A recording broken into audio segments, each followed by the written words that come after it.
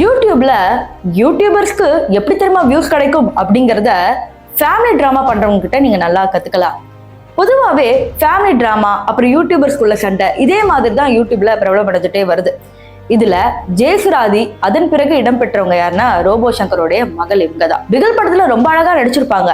ஆனா இவங்க மேல கேஸ் வந்திருக்கு. அது சமூக வலைத்தளங்கள்ல எப்படி பாக்குறாங்க, இப்ப அந்த கேஸோட நிலைமை என்ன, ஜெயசுராதி மேல ஒரு சில கேஸ் போட்டாங்களே அந்த குடும்பத்தோட நிலைமை என்ன அப்படிங்கிற மாதிரி எல்லா விஷயத்தையும் இந்த ஒரு வீடியோல பாத்துடலாம். சோ வாங்க வீடியோக்குள்ள போகலாம். நான் சிவரஞ்சனி சிகப்பராடாவில இருந்து. ரோபோ சங்கரோட மகள் பற்றி உங்க எல்லாருக்குமே தெரியும். ஒரு படம் நடிச்சிருந்தாலும் சூப்பரா நடிச்சிருப்பாங்க. அதுக்கப்புறம் குணச்சித்திர வேடங்கள் நிறைய கிடைக்கும் அப்படிங்கிற மாதிரி எல்லாருமே எதிர்பார்த்தாங்க. பட் என்ன ஆயிடுச்சு பாத்தீங்கன்னா அன்பார்ச்சுனேட்லி உங்களுக்கு கிடைக்கல. சோ படம் கிடைக்கும் அப்படின்னு நினைச்சு கடைசியில் கல்யாணமும் பண்ணிட்டாங்க, செட்டிலும் ஆயிட்டாங்க. இப்ப ரோபோ சங்கருக்கு படம் கிடைக்கும்னு பாத்தீங்கன்னா ரோபோ சங்கருக்கும் இப்ப படமே இல்ல. டோட்டலா விஜய் டிவில அவர் செட்டில் ஆயிட்டாரு. இப்படி எல்லாம் இருக்கிற இந்த நேரத்துல தான் இந்திரஜா என்ன நினைக்கிறாங்கன்னா, சரி வாங்க ஒரு யூடியூப் பிளாக்ஸ் போடுவோம் அப்படின்னு சொல்லி ஒரு வீடியோ போட்டோடனே பயங்கரமான ஹிட். அடுத்தடுத்து வீடியோ போடுறப்ப அதுல குட்டி குட்டியான ப்ரமோஷன்ஸ் வந்து பண்ணிக்கிட்டே இருந்தாங்க. பொதுவாகவே அஷ்மிதா மற்றும் பல இன்ஃபுளுசர்ஸ் நீங்க எடுத்துக்கிட்டீங்கன்னாவே யாரெல்லாம் பிரெக்னெண்டா இருக்காங்களோ அந்த பிரெக்னன்சிக்கு சம்பந்தமா இருக்கிற பொருட்களை வந்து ப்ரமோட் பண்ணுவாங்க. அதே மாதிரிதான் இங்கேயும் நடந்துச்சு. குழந்தை பெற்றதுக்கு அப்புறம் அந்த குழந்தைக்கு உண்டான விஷயங்களை வந்து ப்ரமோட் பண்ணுவாங்க. இப்ப அதை தான் இந்திரஜா பண்ணிருக்கிறாங்க. அதாவது இப்போ ஒரு 6 மாச குழந்தை வந்து இப்பத்துல இருந்தே கத்துக்கணும்,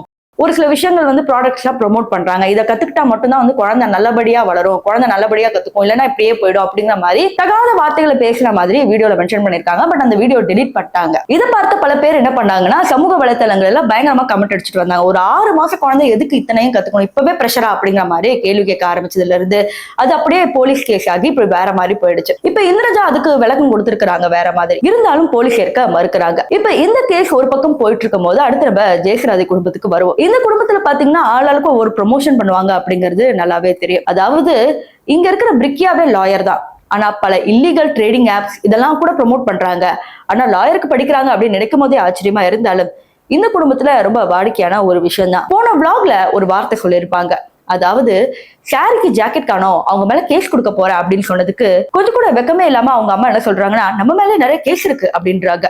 இந்த மாதிரி குடும்பத்தை எங்கேயாவது பார்க்க முடியுமா? அதாவது தமிழ்நாடு யூடியூப் பொறுத்த வரைக்கும் பாத்தீங்கன்னா இந்த குடும்பத்தார்கள் மற்றும் வந்து இந்த குடும்ப பெண்மணிகளுக்கு அதிகமான ஃபாலோவர்ஸ் அண்ட் சப்ஸ்கிரைபர்ஸ் இருக்கும். ஏன்னா அவங்களை பார்க்கும் போதே ஒரு நம்பிக்கை பாத்திரமா இருக்கும். ஸோ அவங்களை பார்த்தோன்னே நமக்கு என்ன வேணாலும் வாங்கலாம், என்ன வேணாலும் செய்யலாம் அப்படிங்கிற மாதிரி தோணும்.